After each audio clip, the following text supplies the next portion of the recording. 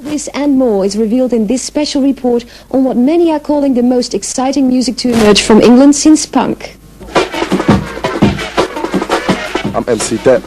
Jungle's flexing. Bursting into the public eye on the back of General Levy's Incredible, Jungle is the new sound of the year. My personal views are that, to me, it's a new dimension of music. It's another dimension of the music, it's a new format to work to that hasn't happened for, I don't know, 10, 20 years. All the youths, everywhere, in every city, every time, they're on it, believe me. To understand Jungle, we have to go back in time to the days of rave. It was the Prodigy's Charlie with its children's program samples that put an end to rave as far as the British-style papers were concerned. But thousands were still dancing and the musicians were still working in the studio. Charlie said, always tell your mummy before you go off somewhere. 2 years ago, everybody knocked jungle. They knocked hard, you know, that's hardcore music. It's the same thing they're listening to. Mixed mag, they knocked it. But now they're quick to jump back in it and call it something else. If you ask any of the ravers, you know, they've known about this music for years. Do you know what I mean? And it's now seeped through because the music's just got so good. You know, the record companies are like, yeah. Because I remember last year we was kind of like laughed at by a lot of people. Boom, shaka attack. Out of the public eye, the scene was able to mature. And somewhere along the line, hardcore lost its name, its baggy clothes and sped up vocals, and got a new image and a new name. And jungle's the inner city jungle, that's where it's coming from. That's just basically a name that the media's taken and we're quite happy with it. Other theories say it is named after the Jamaican patois for Trench Town, Jamaica, or that its origins are even racist. I suppose you can sort of like class it as a racist thing, but it's like what like a load of rappers took the word nigger and changed that round, so like even if someone said nigger, it just meant nothing. The term jungle, if someone takes that and uses it positively, then the whole sort of like negative side of it disappears.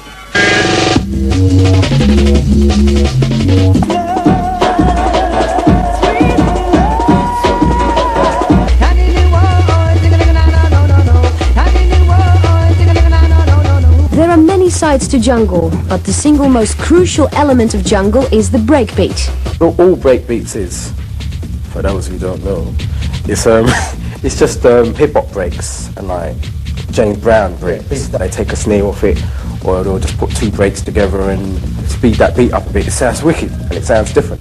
Me a the nutter, original mad nutter.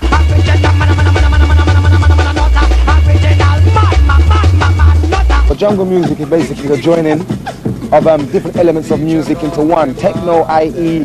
reggae music. You can incorporate jazz, hip-hop, hardcore trance music. That is jungle.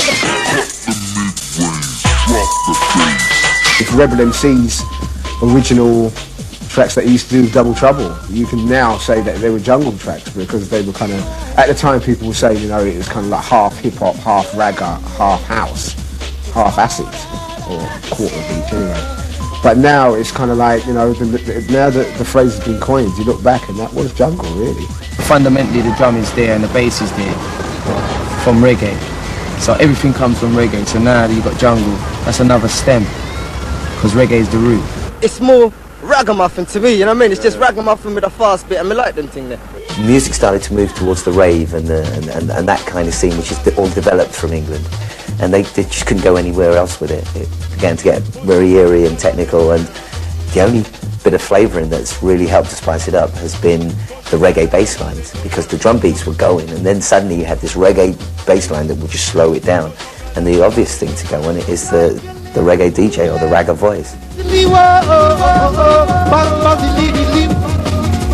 Shut Up and Dance, they're the pioneers of it. They started. Shut Up and Dance and Ragga Twins we started fusing the reggae, because before that nobody was using the reggae. Oh, all hooligans just rock out! And when the Ragga Twins come, we don't stop shock out! We invented Ragga House, there's no doubt about that. On a ragga tune, SL2.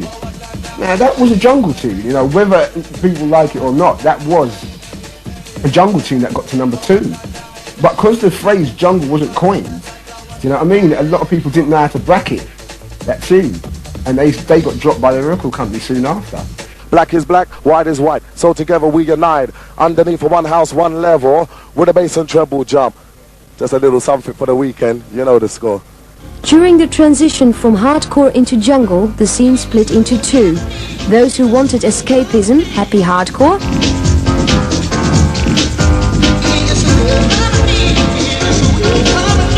and those who wanted realism, the dark side.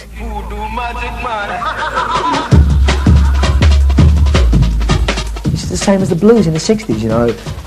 I want to go home, my wife's left me, but it's social condition, yeah? You know, it's like it got dark, I made dark music, you know. I was making the blues for the 90s. Jungle is a serious music, right? It's not a happy music.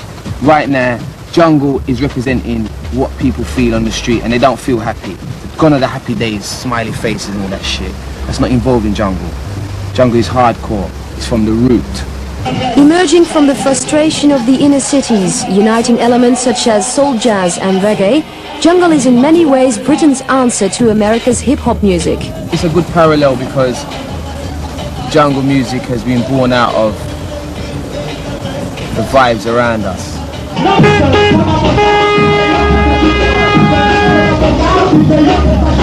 Whether you're black or white, it's a working class sort of thing. And I think that's the edge it's got. That's why the kids like it so much, because it's quite raw, and it's got the energy. And you've got to remember as well the speed. It's like 160 BPM, which is like twice as fast as like normal dance stuff. And how do you dance to it? Because it's so fast. Well, just dance. Don't dance to the drum. Dance to the bass. Because if you dance to the bass, you dance slower. Not only has it got its own dance, but like all street cultures, it has also got a distinctive image. Moschino, Versace, Valentino, Calvin Klein. Yeah. Wicked. Jungle.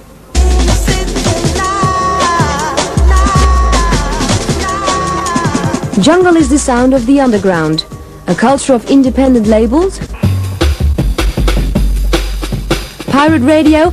It's dedication. They're very dedicated people who are on that pirate radio, and they've got a lot to lose more than gain. You know what I mean? They have a great deal to lose. So, as I said, yeah, big up the pirates because they're doing a job in a hand that, you know, many of us probably couldn't get over, and they're getting it over. And independent record shops like Ibiza. It's a really good music, basically. It's just got good elements, and it's just getting popular and popular and getting better and better as the kids then understand their computers much better, and it's growing and growing on the mass. And you can't stop good jungle music. What the time you have the dread? Jungle may have emerged from the aggression of hardcore, but leading jungle artists like Goldie are trying to turn it into something deep and sophisticated, in the same way that aerosol vandalism was transformed into a new art form. The production of this music, it has style. You know when it drops, you know. If a graffiti writer in New York looks at my paintings, he's going to see this bona fide. The midline between what hardcore is, what I think it is having enough style to be under the street and to be, yeah, that's bona fide. People who can clock it and realise what that is, yeah, that's got style. I can really hear that, you know. But it still can cross over in popularity, not pop. You know, it can cross over and cross over for the right reasons. And that's what the integrity line, that's where I draw the line.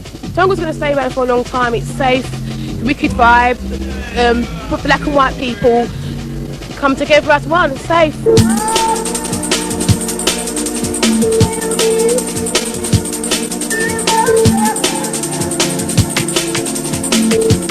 As long as there's people living in the cities who